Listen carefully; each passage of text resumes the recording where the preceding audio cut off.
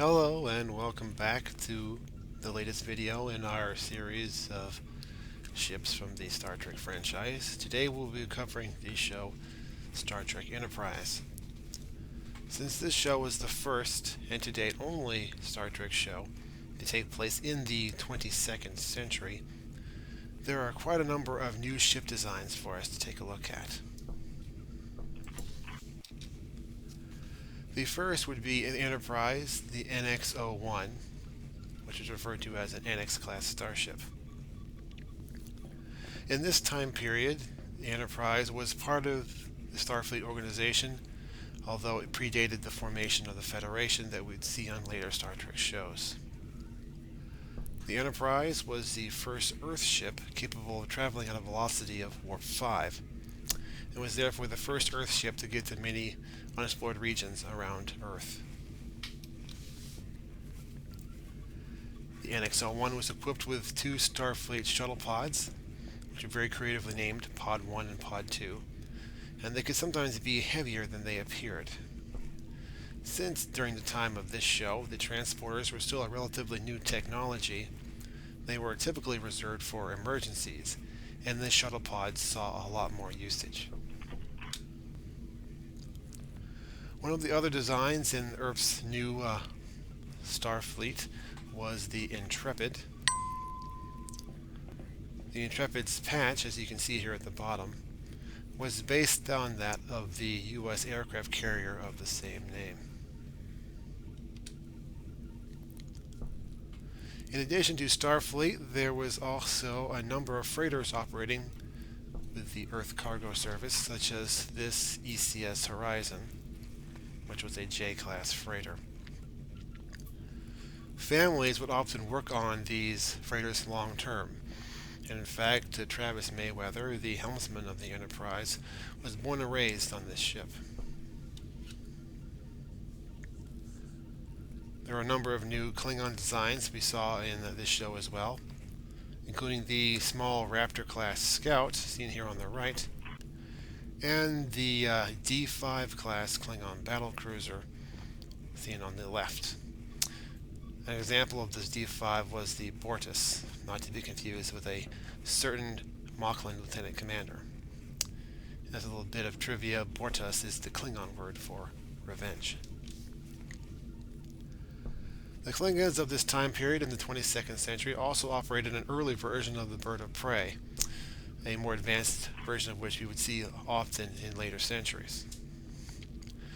And a fact to keep in mind when dealing with the Klingons is that a bird of prey commanded by a member of the Duras family is not to be trusted, no matter what the century is.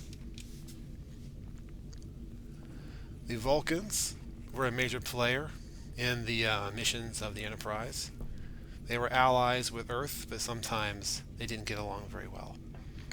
One of their ships of this period was the Surak class, represented here by the Nivar. The cruisers of this class featured the ring-shaped warp nacelles that were typical of Vulcan ship designs. Another similar ring nacelle design was the following Dakir Vulcan cruiser. Several of these vessels were present at the Battle of Andoria. And speaking of Andorians, their primary capital ship of the 22nd century was the Kumari class, represented here. The first ship of the class was commanded by Shran. The Kumari herself was named for the first ice cutter to circumnavigate the planet Andoria. The Romulans also made an appearance during the 22nd century, although, in keeping with what was established in the original series, there is no visual contact made between the Romulans and Earth and its allies. They had an early version of the Bird of Prey that would later be seen in the original series, and they also possessed a ship referred to as a Romulan Marauder that was capable of adopting the appearance of other vessels.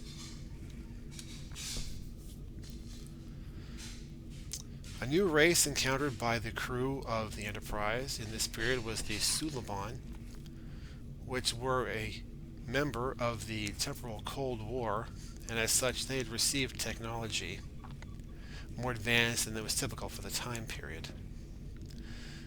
Their primary vessels were these cell ships that you can see here of a couple of different configurations.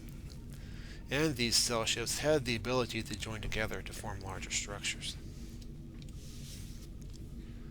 A major opponent for Earth was the Xindi, which was a species composed of 5 different races, and each of these races had their own ship designs. Starting from the bottom left, going clockwise, we had the humanoids, the arboreals, insectoids, reptilians, and the aquatic. A species that the crew ran afoul of was the Tholians, first seen in the original series. And as in that show, the Tholian ships are capable of creating a web that you do not want to be trapped inside of. And we got to see the full figure of a Tholian for the first time, where we were able to see their crystalline-based structure. Well, I thank you for joining us again. We looked over some of the notable ships from the series Enterprise. I hope that you join us next time when we do a ship primer for the series Star Trek Lower Decks. I hope you have a blessed day.